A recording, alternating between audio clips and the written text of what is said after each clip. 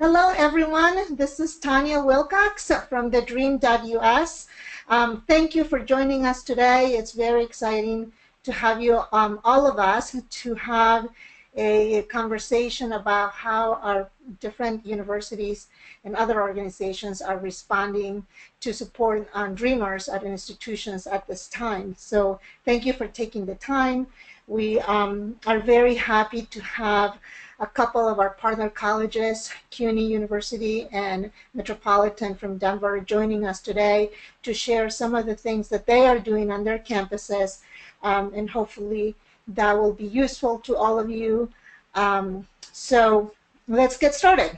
We also have on the panel Candy Marshall, who is the president of TheDream.Us, and she will be able to also say a few words later on.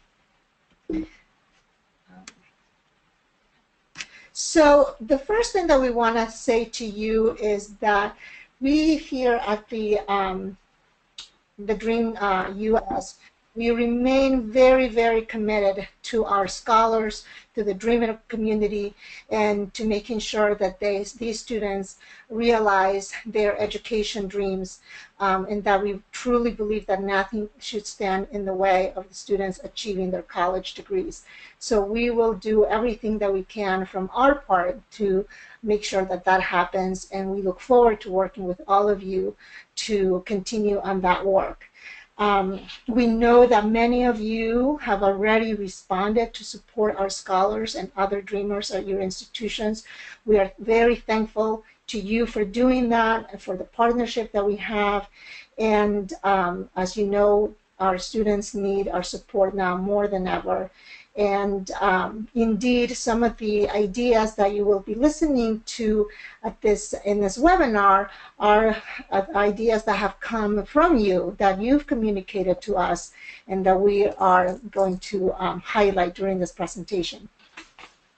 So with that, just a little bit on the agenda is we will have CUNY and MSU present, and then we will have a period for question, answers, and comments.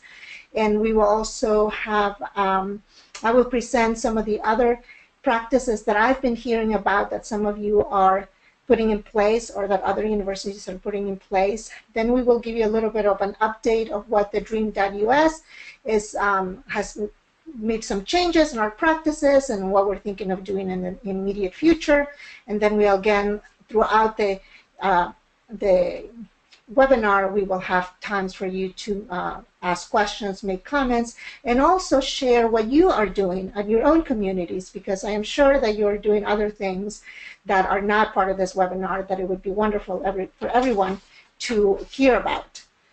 So with that, I want to turn over the presentation to Rachel Stephenson, who is the University Director at the City University of New York, for her to share with us what CUNY has been doing over the past few weeks. So thank you, Rachel. Welcome, and take it away. Thank you so much, Tanya. Thank you, Candy, for having me. It's great to meet you on this panel. I just want to say first and foremost that I appreciate the opportunity to represent the City University of New York. This is such an important conversation that we're all a part of.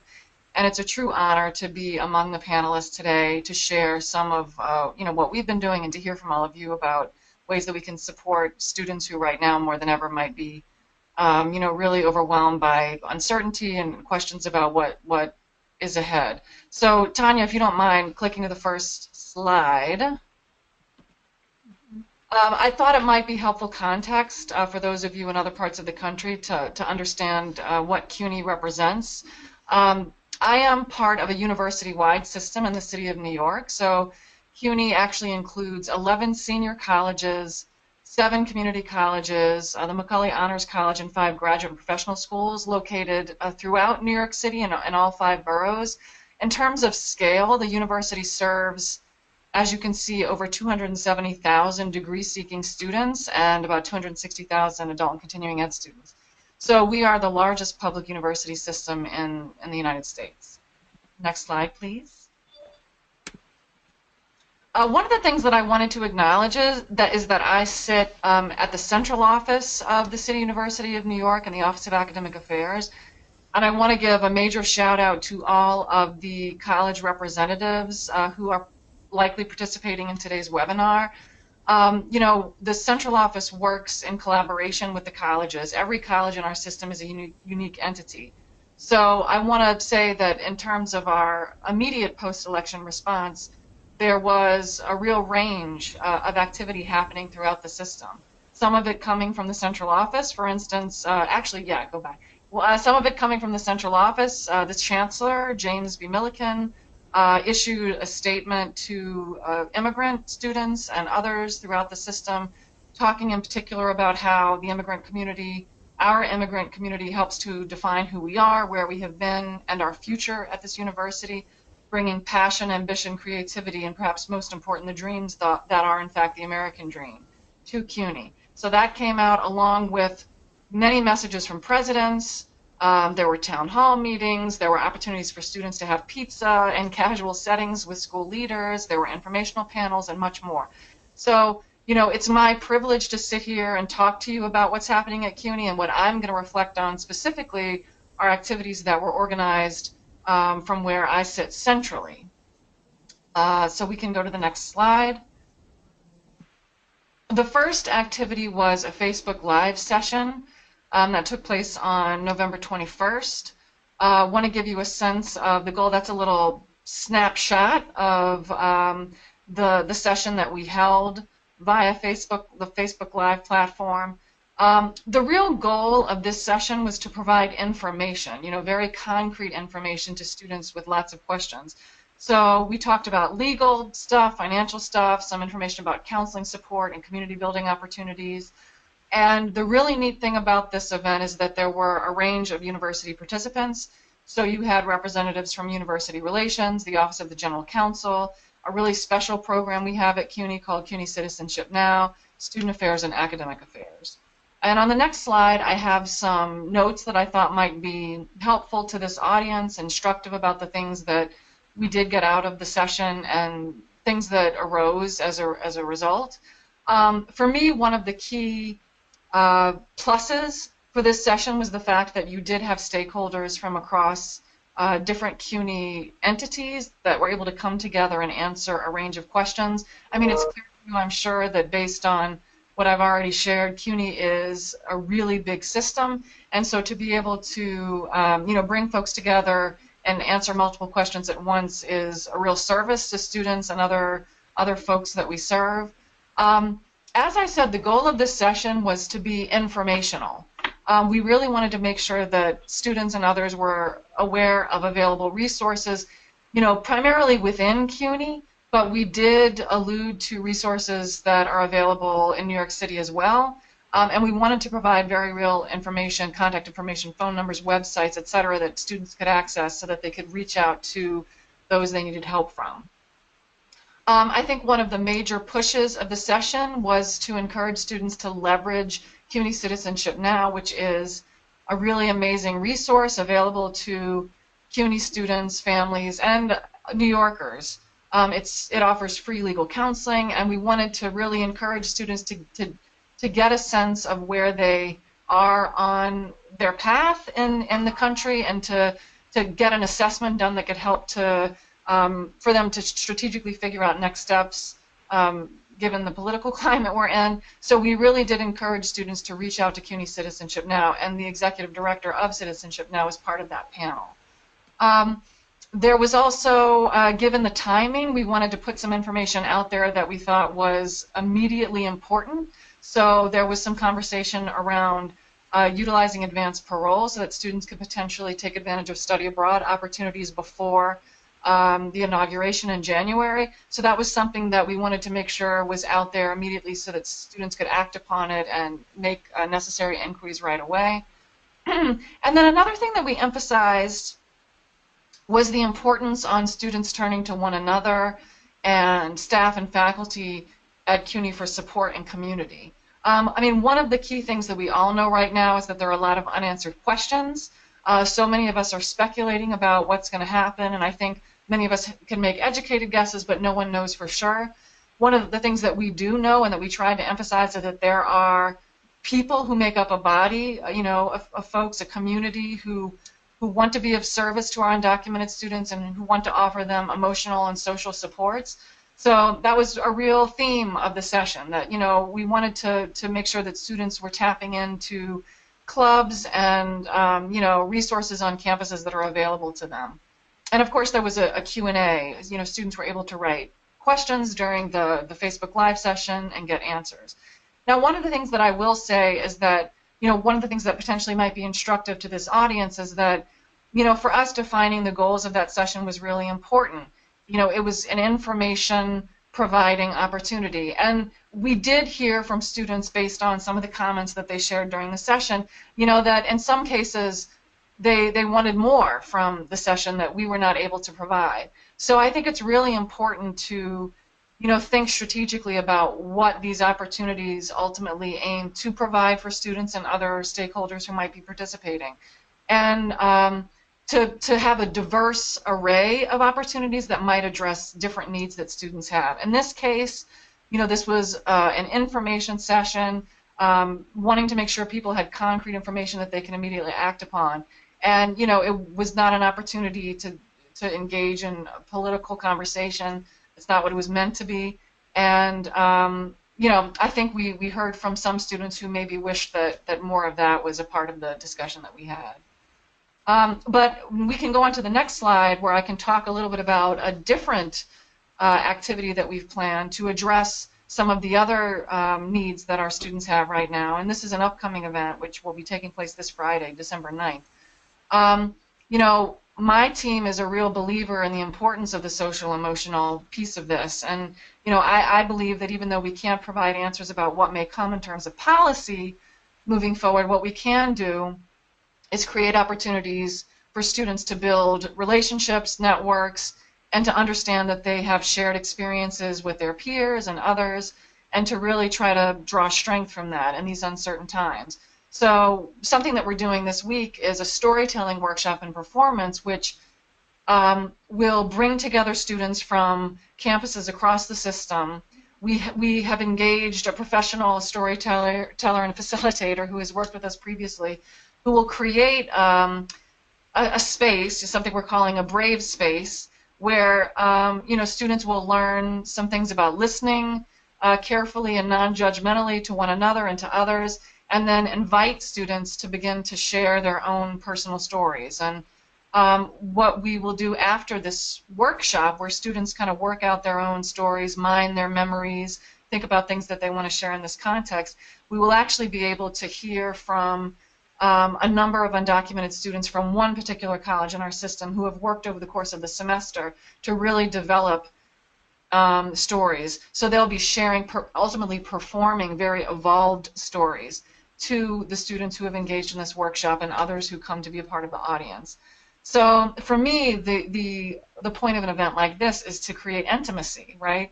And to make sure that students are building emotional connections with one another and us. Because, and of course, including their families. You know, we expect that members of the audience for the performance will be family members and members of the communities of the students who are performing. So, you know, reaching out outside of our student group and really bringing in families is important. And I think that at times like this, when there's so much uncertainty, that really communicating the emotional foundation that we want to create for our students, and the fact that we are here and that there are shared experiences that everyone can relate to, and that we want to be emotionally supportive, is one of the most significant things that we can do. So that's it for me, Tanya. Thank you, Rachel, very much. Right now, we're going to have Gregor Miter from the Immigrant Services Program at Metropolitan State University share some of the things that his university, along with some other universities nearby him, have been doing. So go ahead, Gregor. Hello, everybody. I want to echo what Rachel was saying. Thank you very much for the opportunity to speak a little bit about what MSU Denver is doing to support Dreamer students right now. To give a little bit of background on the institution, we are a non-residential institution. We're located in downtown Denver. We have a little over 20,000 enrolled students and have been pretty much at that level of students for a number of years. we've seen a large upswing in the undocumented DACA students coming to our institution since about 4 years ago. In Colorado, the ACID bill was approved. That's granted, like in some other states, state tuition to undocumented and DACA students. And fortunately, that's really kind of energized the campus that we do support those students. Immigrant Services has two full-time staff, and we're charged with supporting the immigrant student, refugee student, undocumented DACA student population here on campus. We are a little bit special in that we share a very large campus with two other institutions. One is a community college here in Denver, and the other is one campus of the University of Colorado system. And as I'll be talking about that a little bit, that's given us sort of unique way to really reach more than just those 20,000 students that are with our institution. So we can go to the next slide. So like many other institutions, our president did issue a statement of support. In that statement of support, he specifically asked for civility, for respect following the election. The statement of support addressed really campus as a whole, while also reiterating the support for our undocumented and DACA students. But it really was a statement that aimed at sort of showing inclusivity really and asking for inclusivity really from the entire campus. I'm going to be talking about three different types of responses. One that comes from the university as a whole, as well as some support that comes from all three institutions where we came together, and what Immigrant Services has to do. So the first event that I'll talk about a little bit, that event happened on November 16th, so a little more than a week after the election. We found, to give some background why we decided to hold this event, we immediately the day following the election, Wednesday, we called for sort of an ad hoc immediate meeting, and a number of different offices here at MSU Denver decided to basically create a space for students to meet for a few hours and just share their reactions. It was more meant to be sort of an immediate processing of reactions and in many ways really grief and shock.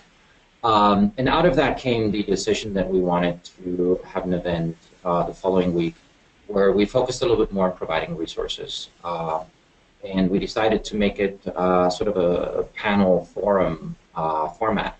So we invited, I think it was either 12 or 13 panelists, some from within the university and some from the community, to answer some questions, but to also take some questions that we had prepared, but also to take some questions from the students, the faculty, and staff that were present there.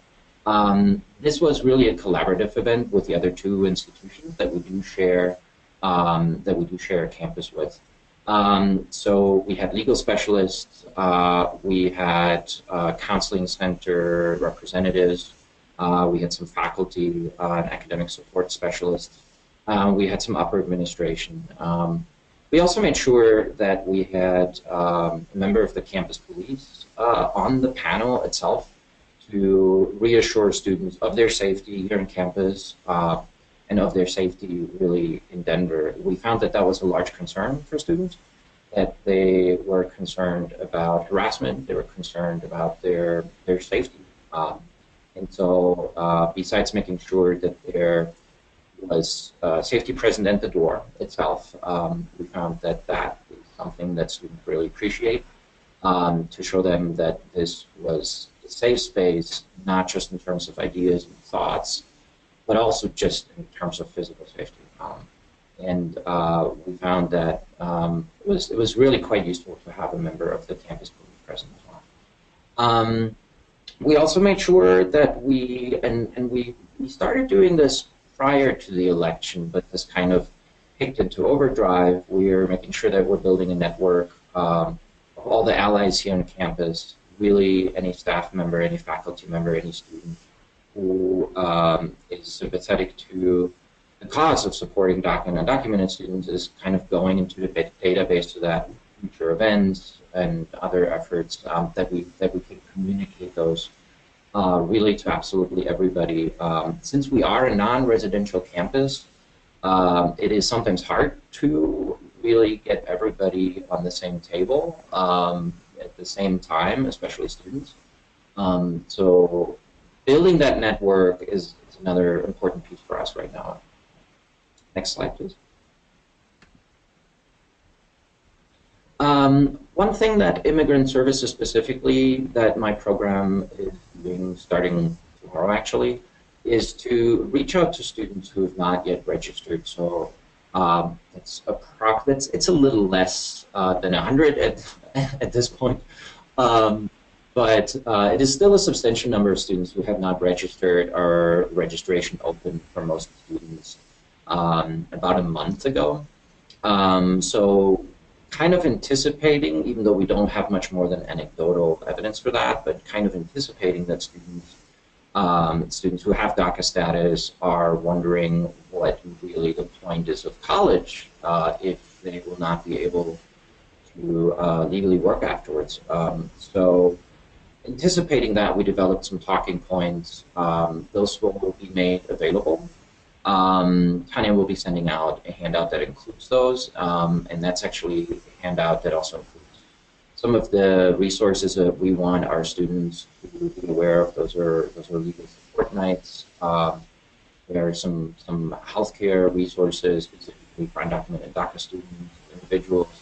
But that handout will also include some of those talking points that we want to remind students of, so that education really has this timeless value, that education is worthwhile even if students end up living in a different country, that this is education and this is a value that will really be worthwhile to students no matter where or what they will be doing in the future. And part of the calling campaign is also to just make sure that students are connected with a person, and that we kind of gather a more clear idea of what the reasons might be that students feel uncomfortable coming back to campus. We're making sure that the calls are done by the peer mentors. So like the slide explains, those are themselves DACA or former undocumented students, as well as allies that have gone through the proper training. We are making sure that the people who are staffing those phones are not advisors sort of chosen at random, so to speak, but people who have some familiarity with the challenges and with the worries that the students that we're calling are facing right now. Next slide, please. Another thing that happened institutionally on an institutional level is that so to give some background, we did away with having students complete the FAFSA for financial assessment purposes. Starting January this year, we kind of followed what another institution in our state was doing and started having our own financial assessment form.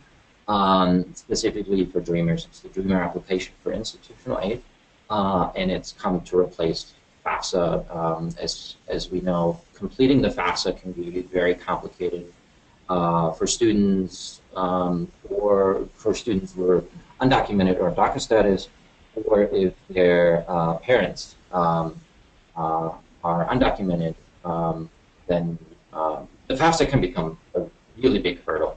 We've seen hugely positive response to that Dreamer application. We would still collect financial information from students, documentation perhaps, for example, W-2s, tax statements, and some other documents. So in what I think is a very laudable decision, it was decided that at this point we're not going to collect any more financial documentation. At this point, this may change a couple months or years down the road when we know a little bit more where the administration is going in terms of its policies.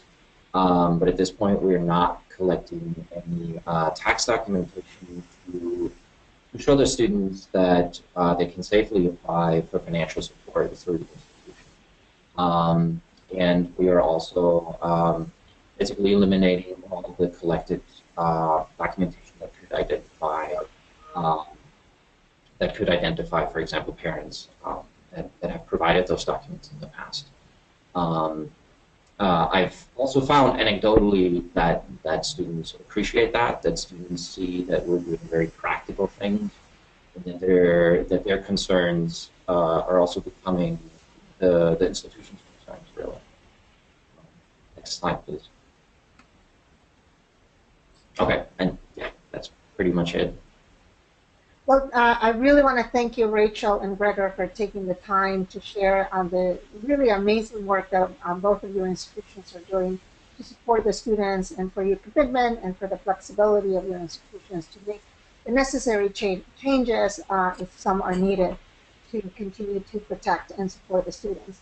So at this time, we're going to take some questions from you guys regarding on anything you heard from Rachel or from Gregor. There are two ways that you guys can ask questions. If you look at your panels for the webinar, you can either raise your hand. If you raise your hand, we can unmute you and you can make a comment or ask a question verbally, and we can hear you. Or you can type a question or a comment in your question panel, and then we can answer the question from what you wrote. So I'm just going to start with a question from the panel and give you some time to raise hands if you want to do that. So we have a comment/question from Joe Pena at Miami-Dade that came in, and he writes, at Miami-Dade, we have held information sessions for Dreamers with several stakeholders. Tonight, we are tag teaming with Americans for Immigrant Justice on another information session and opportunity to register for free legal counseling. My question in regarding to Dreamer success stories, both individual and collectively, is that we're interested in distributing this far and wide. The Dream.Us story has something been developed that partner colleges can share as well that we can add to. I think that it's a great idea, Joe. I am going to be working this week on developing a kind of a one-page fact sheet about what this, at least number-wise, statistically, how successful our scholars are at the different partner colleges that we have in terms of persistence rates, GPAs, perhaps some quotes. So I would say to you, we will develop something and we can add to it as time goes by. If you have a specific story from one of your scholars to share, please email me, send that along, and I can see how we can start collecting some of those stories and sharing. But I like to say that that is a great idea. Enrique has a question for you, Gregor, and his question is, so will the self-reported income information be sufficient? And how was this decision done so that other campuses figure out ways to implement as well? Mm-hmm. So I know that financial aid made this decision, and at this point, the self-reported income, I think, is more, and I'm not with financial aid, so I can't really speak for them. But I know that this is sort of a short-term reaction until we really know what kinds of collection efforts might happen in the future. It is, of course, possible to get documents in other ways that can identify students and or their parents. But I think this is one of the most immediate ways that financial aid wanted to show that even if there were some some sort of official action to collect information, that this is at least an attempt to protect against that. So at this point, I don't know if this will be the kind of policy that financial aid is going to maintain for a very long time. But it is at least something that is in place now. This may not be the best answer, and I'll gladly take follow-up questions, and I can certainly communicate with Tanya a little bit after the webinar to provide more information as I gather that myself. And a follow-up question for you, Gregory, is someone wants to know what was the purpose of the DAIA? Yes, the purpose was to essentially replace the requirement of the FAFSA. The FAFSA for undocumented students and DACA students, as we know, never really allowed them to receive any state or federal aid. It was used by us prior to the Gaia form really only as a financial assessment form to see what the eligibility or the estimated family contribution is for this household or for this student, to see how much institutional aid they would be eligible for. That's what we use the FAFSA for exclusively. And then thankfully, financial aid made the decision to develop a separate financial assessment form that makes it a lot easier for students or for their parents who may not have filed taxes, who may have filed taxes using an ITIN number, or who have the kinds of complicated financial situations that come with being undocumented, or for the student claiming DACA status. So it was meant to essentially make the application process for financial aid through MSU Denver a lot more comfortable, smoother, practical for our undocumented DACA students. And a follow-up is, will you be willing to share that form? I would have to check with financial aid, but I,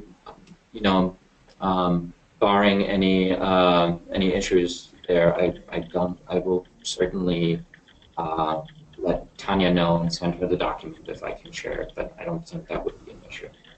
Okay, thank you, Gregor. And Melissa, do we have anyone who has raised a hand to speak to the whole group? So we do. We have Natalia from Rutgers. And Natalia, you are unmuted. So Natalia, if you can unmute yourself, then we will be able to hear you. Can you hear me? Yes, we can. Go ahead.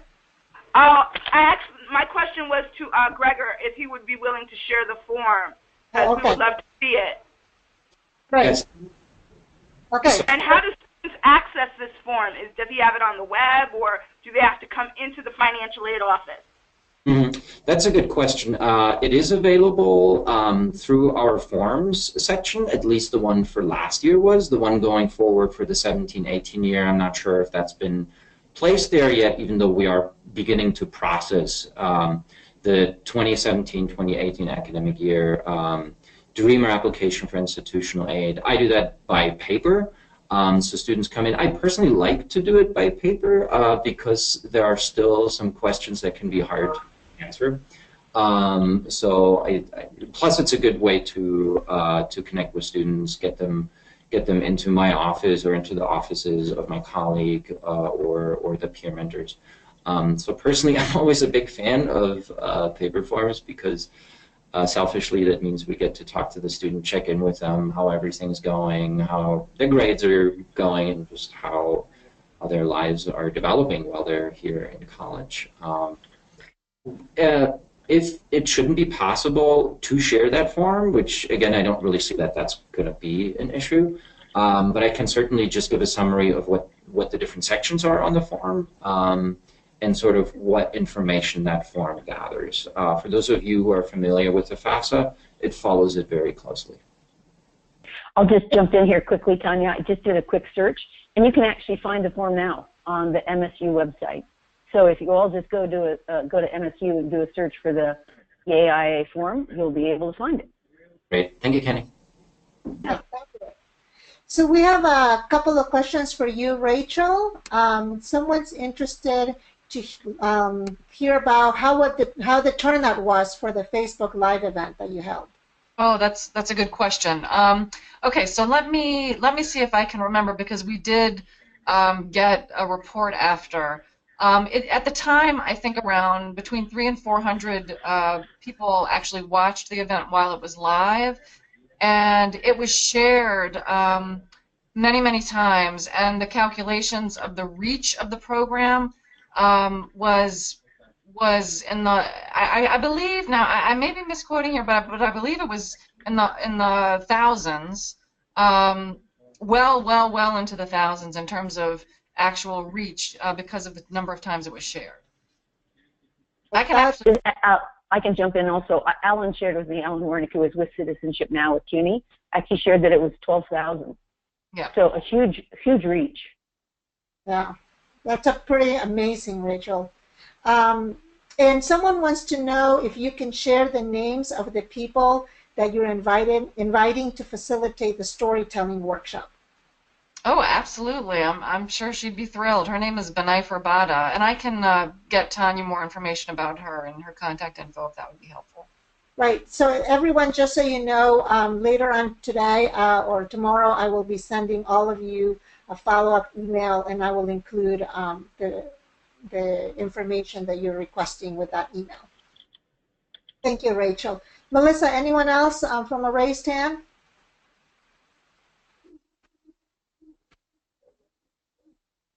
Melissa? Sorry, I was on mute. So we don't have anybody else. Okay, great. Danielle Loera has a question here that although our focus is on our DACA or undocumented students, yet many of our students are greatly concerned about the status of their parents. What level of engagement are you seeing in working with families? So any of you? Well, one thing I can say is that definitely came up during the Facebook Live session, and because CUNY Citizenship Now, which, as I mentioned earlier, offers free legal counseling to students and beyond, we were able to recommend that students with questions about family members go to CUNY Citizenship Now as well. So we're lucky to have that incredible resource here that can serve folks beyond our students. Great.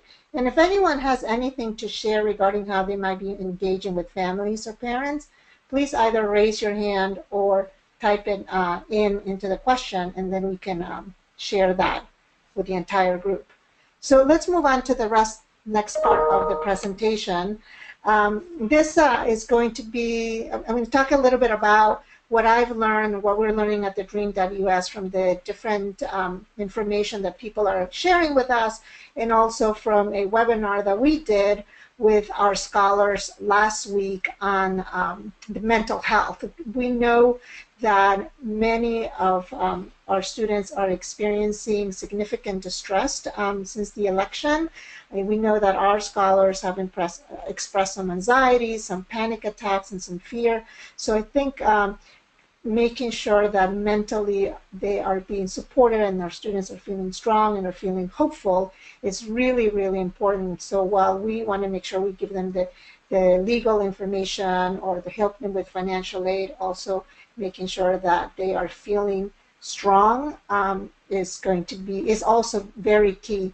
And as we just heard from the question that we had right before I started speaking, was that the students are not only concerned for themselves, but also are concerned about their families and their relatives. So that even if the DACA were to remain in place, that level of anxiety that they're feeling about their families is going to stay there for a while.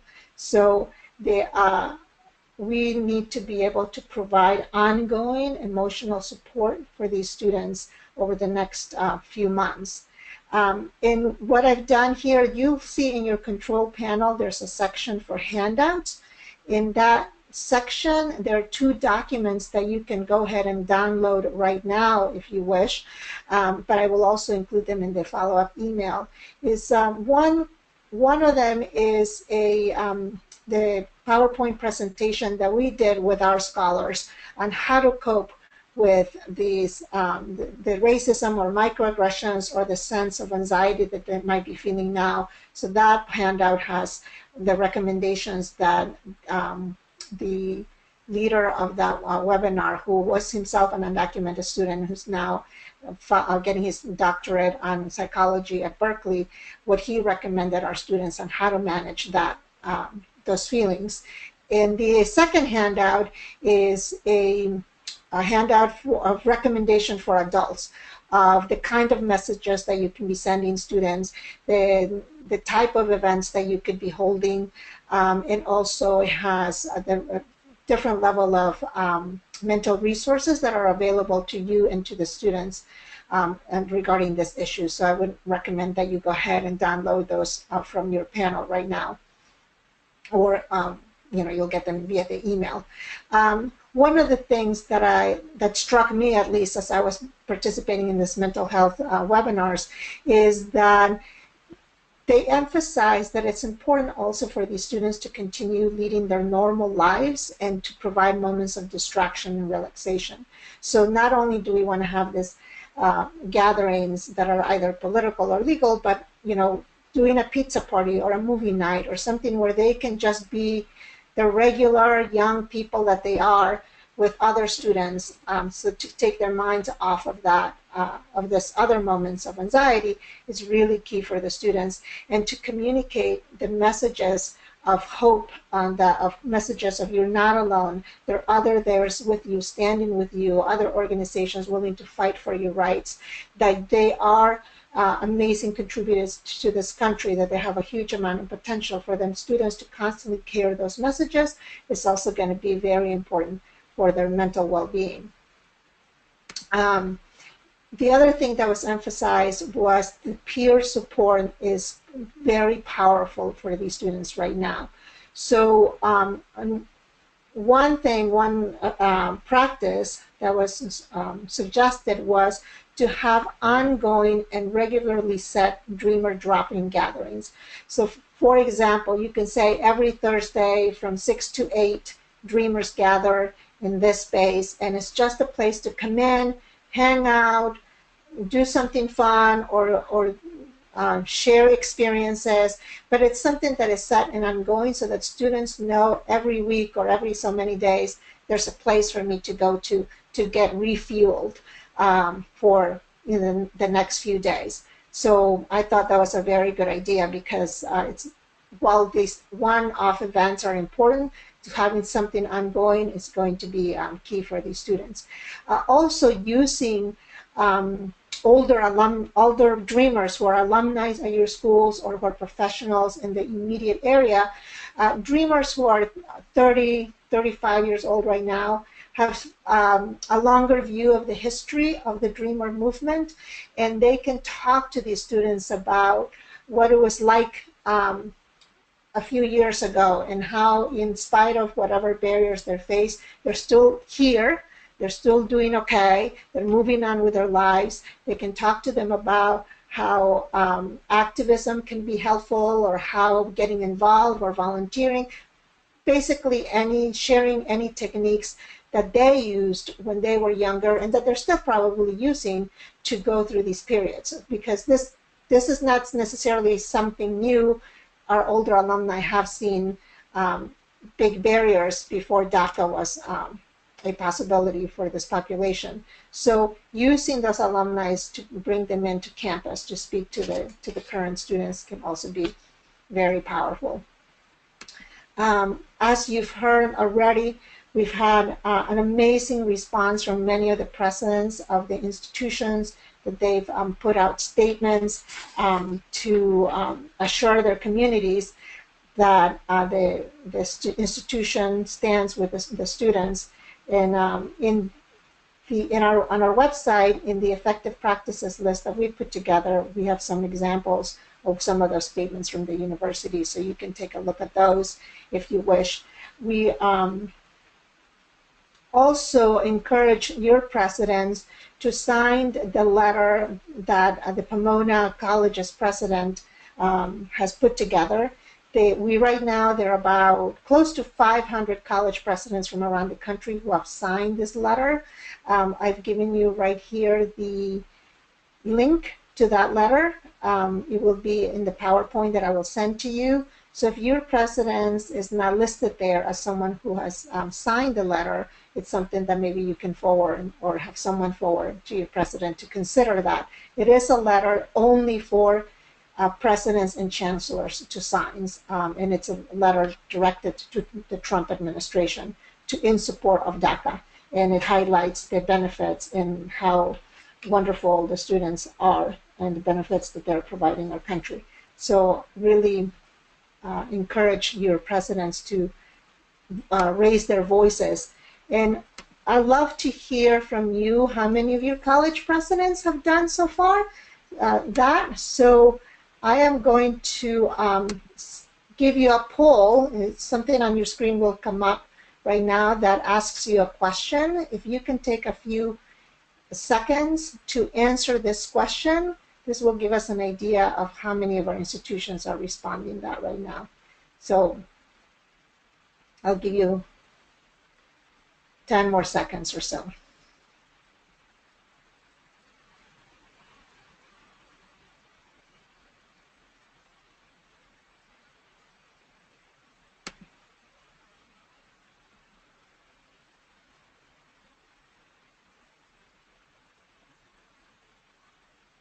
Thank you for answering the question. We have about 70% of people said that their universities have put a statement of support, 8% no statement of support, and 23 don't know right now. So thank you for sharing that with us. Let's move on to how schools can be providing some legal assistance for the dreamers. One idea is to provide financial support for immigration application fees. I think this is a time where a lot of our dreamers can be looking at their cases and seeing if there's any way that they have a venue to have a legal status in this country. But a lot of times there are a lot of application fees involved that are very expensive, and students are not going to have the time to save money for that and make that happen. So any relief with helping them with application fees to apply for any kinds of visas or legal status would be extremely helpful for these students. The second one is to provide legal services on campus. So we have a couple of examples around the country. Rachel talked about Citizens Now, which is based on CUNY, and they're a group of lawyers who are already there on campus to help students assess their situations and help them with the process of immigration. Here in California, we have UC Davis, their law school has legal clinics for all the UC students. They go around to all the different UC universities on campus providing legal assistance to students. So that's another example of how universities are providing directly those services, and obviously also via partnerships with local community-based organizations that they are able to come in onto campus and provide those. That help is important. And the other idea that I think it's key is to help those students who are planning to study abroad for the winter session. Those students need to understand how they can make that happen, apply for emergency advance paroles, or ensuring that they return before January 20th, before the new administration takes over. So I know again that at CUNY, Citizenship Now is providing that type of assistance to those students who are planning or are going to study abroad in the winter. And then finally, it's encouraging students to go through an immigration checkup. There might be, or there will be, some students who have a venue to find a legal status, but perhaps have not looked into it deeply enough or have not had this screening to see what are the possibilities for them. So encouraging them to access a network or a nonprofit that can help them do that checkup is key. Right here in this slide, you will see I'm giving you the URL for Immigration Advocates Network. Through them, you can look at their directory and find any local organizations that provide that type of free immigration checkup for students. So if you go to that URL, you can enter your zip code or the state that you're in, and those organizations will come up. And at this point, I'm going to have Candy come in and talk a little bit about what the TheDream.Us is been exploring lately and how we can provide some legal assistance to our dreamers. So Candy, would you speak about that? I will. And Tanya, do you have a poll here to find out how many do have on-campus legal services? It'd be great to know that before I start speaking to the issue. So I can launch that poll right now. Give me a second.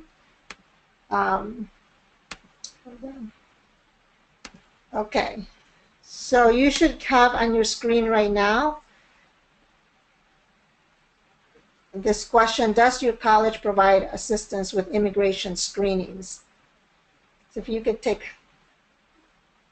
the time to do that right now.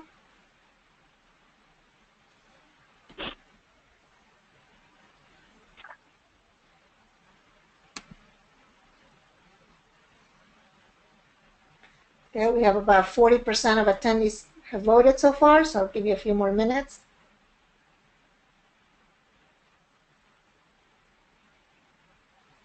Or a few more seconds, let's say.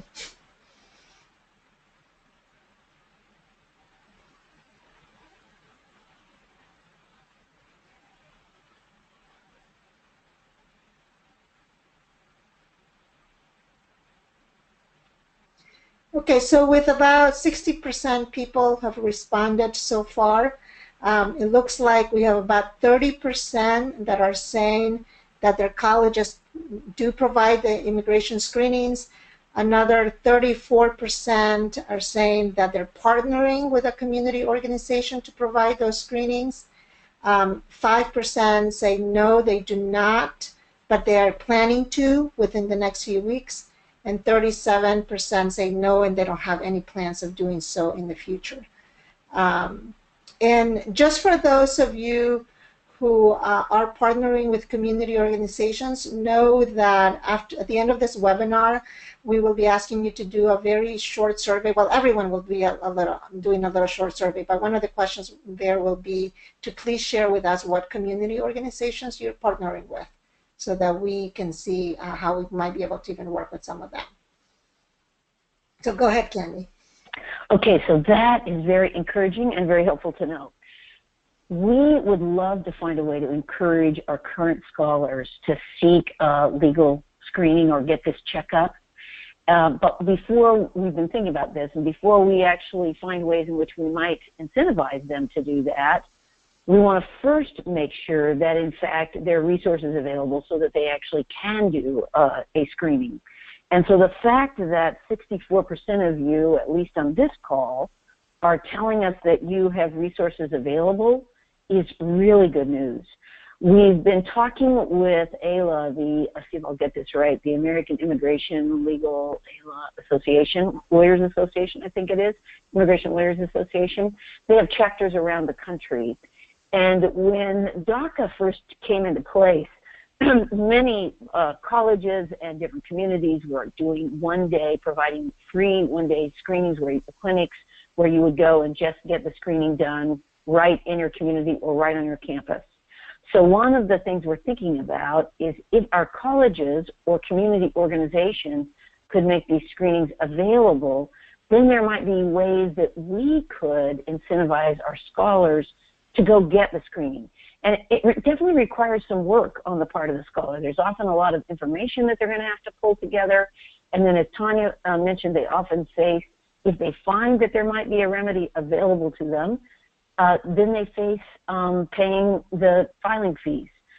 So if we can see if there's some kind of infrastructure there that we could utilize, one of the things we're thinking about is whether there's a way that we might be able to find funds that would help pay for those filing fees should a remedy be available. So we're going to continue to work on this over the course of the next week or so with the hope that we'll then have some approach. But just knowing that we've got 64% of you that have those resources available is huge. That will definitely inform our thinking. Thank you. Great, thank you. I just want to acknowledge that it's 11 a.m. right now, and we said this webinar would be an hour long, but we certainly will stay on. If you will stay on and finish up, we don't have much more to do in terms of the PowerPoint itself, but if there are more questions, we're willing to stay on for another half an hour to continue that. So please, if you have the time, stay with us. Right, and I will sign off, Tanya, so I will send all my greetings and my thank you for all that you're doing to support Dreamers in America. They need us now more than ever. Thank you, Candy. Okay, so let's talk a little bit about another idea is to have allied trainings on your campus. We know some of your schools already do that, but I'm giving you two resources here of PowerPoints or a curriculum that you can use to do allied trainings, increasing the number of people on your campus of faculty and administration who are aware of the issues that our Dreamers face is super important at this point. So if you go to sorry, let me close the poll. Hold on a second. Okay. I think the poll has been closed. If you go to the TheDream.Us and Allied Training, which is also on our PC portal on the website, it's a long PowerPoint of how you can train people on your campus on being a good ally.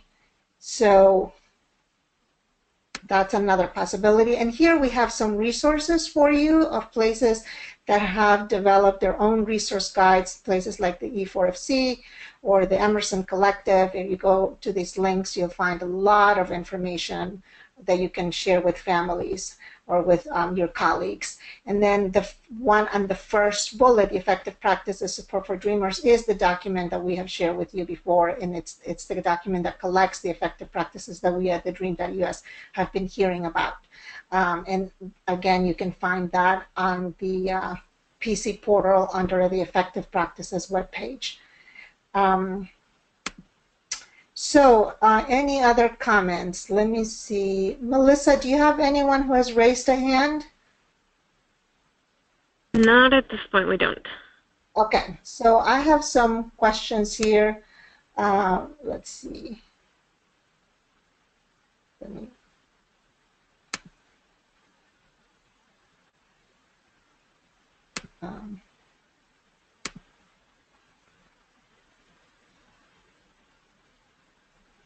See if there's a. It says, here's a question. Has anyone had any success with undocumented parents getting a non-filing letter from the IRS per new FAFSA regulations? Is anyone, Gregor or Rachel, do you know anything about that? No, unfortunately, I don't. Yeah, I don't either. We have been fortunate enough to not have to worry about the FAFSA for our undocumented or DACA students or parents. So unfortunately, I do not. Okay. And then here's an idea from Enrique Campos. He says that creating a information guide for parents that have students going to college could also be a good idea.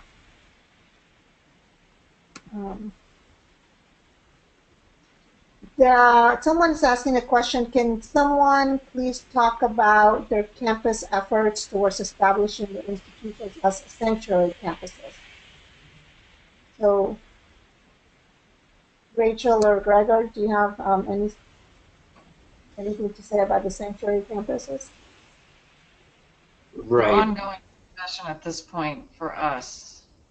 Can you talk a little bit about some of the pros and cons, or some of the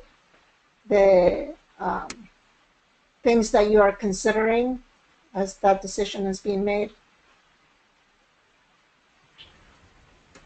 Yeah, I can speak a little bit to MSU. I know that that is something that's being considered at the level or was considered. I don't really know where this is going currently in terms of being declared a sanctuary campus. Um, I think it would go a long way uh, to assure our students of our support, but I don't really have a definite I've not gotten any definite update on where that discussion is headed. Um, I do know that there are some legal concerns that I've heard of from from the people at the university that are focused on legal concerns. Um, but I do know that Denver is officially a sanctuary city, so that local law enforcement will not enforce um, any basically any ICE action. Um, but that is about short of it. Rachel, do you have any comments? Or Nothing to add to what Gregor's already mentioned. well, I can tell you what I've been hearing from around the country, from the different universities, is there are definitely some questions about the pros and the cons of establishing a sanctuary campus. On one hand, as Gregor mentioned, it, it's um, it in some ways is a political statement for the universities to make, to say that they stand by their students and to reassure the students that the school will do everything that it's in their hands and that it's legally possible to protect their information, to make sure that um, federal authorities don't come on campus unless they have a warrant. So there's some things that the school can say. On the other hand, other people are worrying that by creating a sanctuary label, there might be giving a false sense of hope to the students, because there's some things that the university won't be able to do um, that students might expect them to do by calling themselves a sanctuary city. So I think colleges are grappling with the label, one for a variety of reasons. There are some schools that have said we will take all these steps to protect our students, but they're not calling themselves sanctuary cities. And then there are other schools that are taking exactly the same steps but giving themselves the label of the sanctuary city. So definitely pros and cons and a discussion going on among the different universities regarding that. I have a question here for you, Rachel, about someone wants to know how CUNY Citizenship Now gets funding. That's a good question. I can say what I know, which is not limited because I'm not connected completely with Citizenship Now. They're my colleagues, so I don't want to misspeak. I do know that some of their funding comes from New York City Council, but I can definitely find out, share that with Tanya so that information about that is communicated properly and correctly. Great. I'd also encourage any of you who have other effective practices that you want to share to please raise your hand and share those, because we would love to hear what your universities are doing. Hey, Tanya, can I just say one more thing around the funding piece? Yes. I do want to acknowledge that the storytelling workshop, which we're having this Friday, is made possible because of a grant we have from the Pershing Square Foundation to do, a year-long program focused on community building and leadership development. So that's funding that's come to the university to specifically support undocumented students. And so we're able to leverage that funding at this time in particular to create an opportunity that is in many ways a response to the election. Although this kind of storytelling work is something that we had planned anyway as part of that programming. Yes, and actually someone had a question about your storytelling. They wanted to know a little bit more about what kind of storytelling will happen. Do you have any examples of that? Sure. I mean, as I mentioned earlier, the workshop itself is a combination of a couple of things. One is a real exploration of the relationship between non-judgmental listening, and the ability for people, no matter what their status is, no matter where they're situated in life, in the world, in the country, to be able to share personal stories. And it talks about the power of storytelling and the fact that sharing narratives, personal narratives, turns on parts of our brain that ultimately enable, conversations to be had that otherwise wouldn't be had, that help intensify the listening that's happening between people, because when people are vulnerable together, it increases that intimacy. So there's some foundational stuff that is talked about in that workshop about the relationship between listening and telling. And then more specifically around storytelling, there's a certain methodology that's taught in this workshop that focuses on, really being in the moment and, sharing concrete sensory details to help people, feel that they're immediately connected to what you're sharing. And so students practice that methodology. Mm-hmm. The thing that, yes? No, I was just going to say, and will that be online event, or will it be in person? It's in person. Okay. It's in person. The last thing I'll say is that we try to pick prompts depending on who's participating, and in this case, of course, we'll be working with undocumented students, but they're prompts that are, will trigger memories or help the students to reflect on any number of things related to their experience of coming into the United States or facing barriers within the country, disclosing their status. So there are a number of prompts that we ask students to consider when they begin to share their own stories. Okay, great. Let me move on to talk a little bit more about what the TheDream.Us is doing for our colleges that are still with us.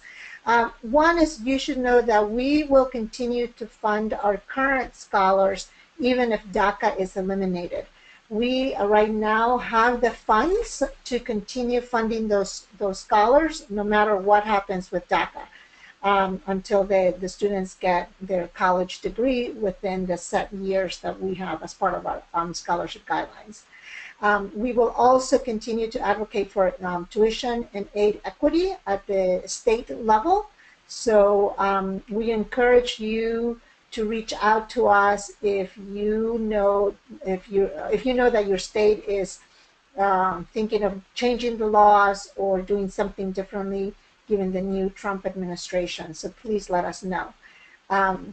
We're also proactively looking for ways on how we can advocate for the retention of DACA with the Trump administration. As you know, our headquarters are in Washington, D.C., and both Candy and our founders of the TheDream.Us are looking for political ways of how to engage with the politicians that be in Washington, D.C. to be able to reach out to the Trump administration and advocate for this retention.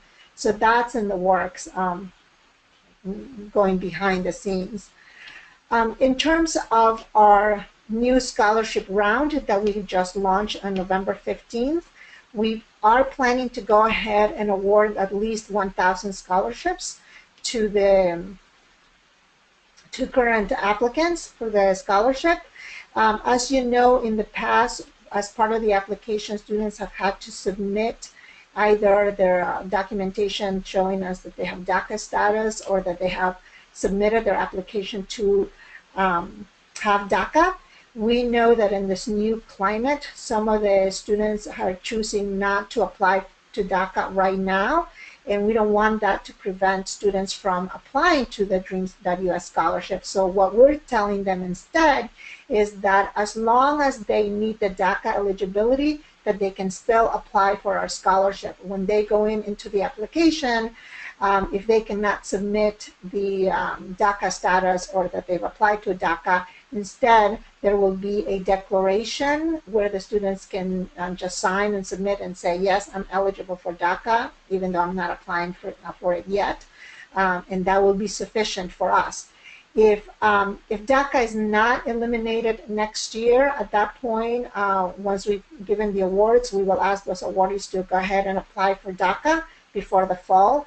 And if DACA is eliminated, at that point, we are working with our donors, our legal counsel, our current funders to see how we move forward to continue to provide the scholarships, even if DACA is eliminated. And our goal will be to continue to provide the scholarships if at all possible. So that's our intent right now and how we're working towards the next year and with our current scholars. So let's see if you have any other questions. Melissa, do we have any other raised hands from anybody? We don't have any other. Well, actually, you know what? We do. We have Natasha Garfield. So, Natasha, I'm going to go ahead and unmute you. Hi, I am wondering, and this is a question for the panelists as well as for anyone in the audience. We have quite a few students. We're a scholarship provider, and we assist students in completing the FAFSA every year. And historically, we've followed federal aid's instructions to have our citizen students who have undocumented parents go ahead and submit the FAFSA using zeros in place of social security numbers for their parents. But we are feeling cautious about providing any information that might identify someone as undocumented in the current climate. And I'm wondering if anyone else is having that experience with citizen students who should be federal aid eligible, but are feeling cautious about providing parental information right now, and how you are advising those students. That's a great question. I don't know if Greg or you or Rachel have anything to say that, but if there's anyone in the audience, please let us know via the question panel that you have something to say, and then we can share that with you. Natasha, we'll wait to see if anyone comes up. But Rachel or Gregory, do you have any comments on that? Yeah, I wouldn't be, I don't have the expertise to answer that question satisfactorily. I know that. Okay. All right. Yeah, and I know that in the past, there has been advice, and I don't know if that's changed, about how parents social would be provided, or how the parents would be, but mostly what social security number a parent would be providing if they don't have one. I honestly do not know at this point what the guidelines are and the recommendations are, just because, again, we've been fortunate enough to move away from that. I know, at least in Colorado, there are some organizations that could provide me with some answers to that. Yeah, and unfortunately, I don't really have a great answer either. I would suggest, though, to the person asking the question, is to begin a conversation on campus about finding an alternative way to assess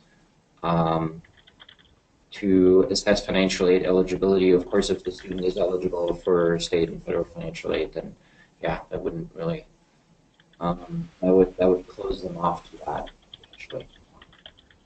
Yeah.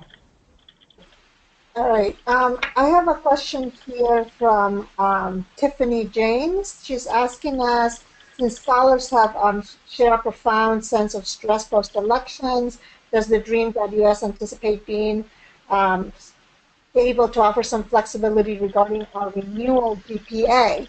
So let me tell you that we have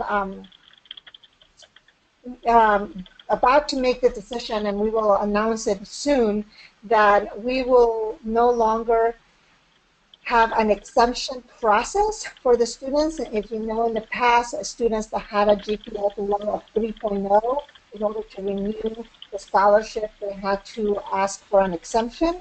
So what we're going to do instead from now on is we're going to say to a student that has a GPA between a 2.0 and a 3.0, is that we just expect that they're working with their scholar advisor to bring the GPA up, and that we trust them that they're working to make that happen.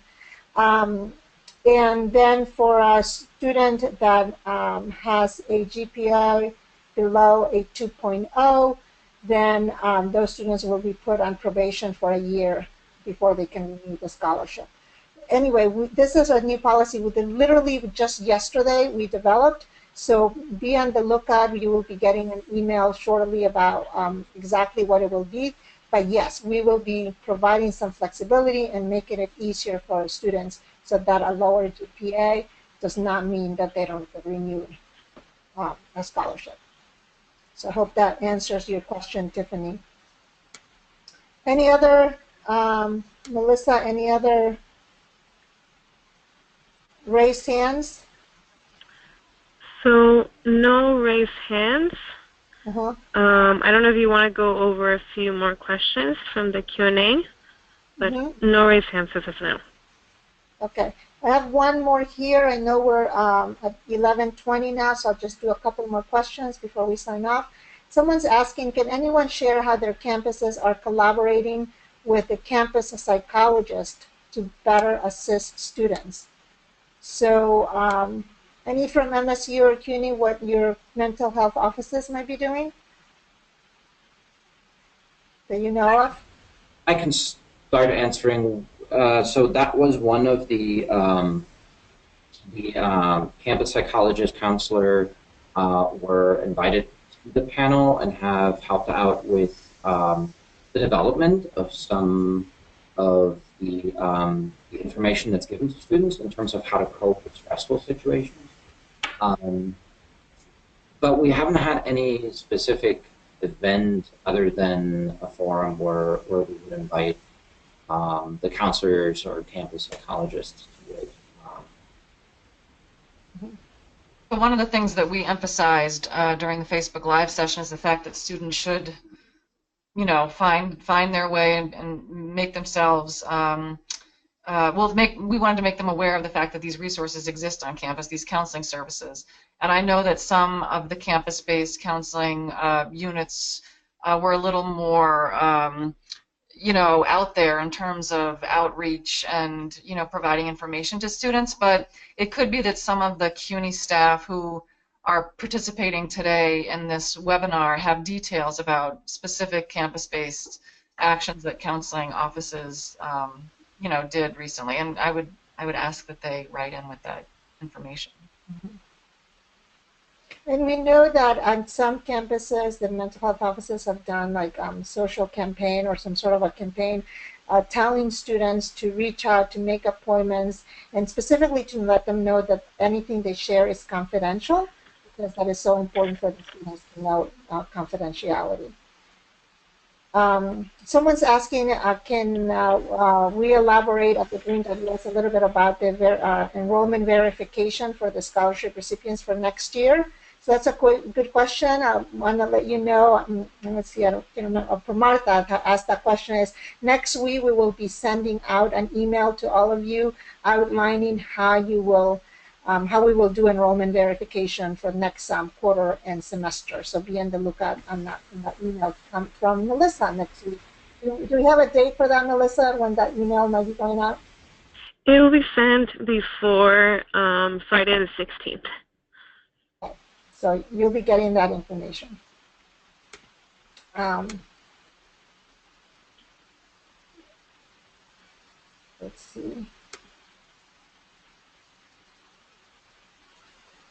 Can I, sorry to interrupt, can I go back? I knew earlier somebody asked about parents, undocumented parents and FAFSA, and for those of you who hadn't been aware of that in the past, there has been official advice to use all zeros for the social for parents. I just want to be clear that I don't know how that advice may change in the future or may have changed, but I know about a year and a half ago, that was the advice that I've been given by a number of different organizations that help with FAFSA, that if a student is eligible for federal or state aid and can fill out the FAFSA but there would be an issue with the parent social, then to use all zeros. But again, I would strongly encourage everybody to check with their financial aid office and with their current devices. They might have a bit better information. Right.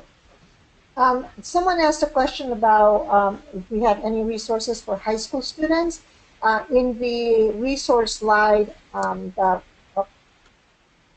I have here, you will see that there's those, let me see if I can get to it, that there will be some resources for high school students. When you go to this slide, when I send it to you, if you click especially on the information provided by E4FC or by Emerson, there will be information there for high school students also. Someone asked if the declaration or agreement that future TheDream.Us applicants will sign declaring that they're DACA eligible is the exact same agreement that was sent to the partner colleges. Yes, it is. It's exactly the same thing that you saw. Okay, so I think at this point, I want to thank everybody for joining us today, for sharing your questions and your comments. If you have more, I encourage you to just email me, especially if you have student stories to share or practices that you're putting in place to share. I'm going to be continuing to add ideas into this effective practices to support dreamers on college campuses document that I have. This will be posted on our PC portal on our website. I will continue to add things to it. So once in a while, go into it and download it and you see new things that come up. So thank you for joining us this morning. Again, thank you for all the work that you're doing for our students. We truly value our partnership. Thank you again, Rachel and Gregor, for joining us and giving us your time. And we will be in touch and we will be working together to continue to support our students. Thank you again. Goodbye.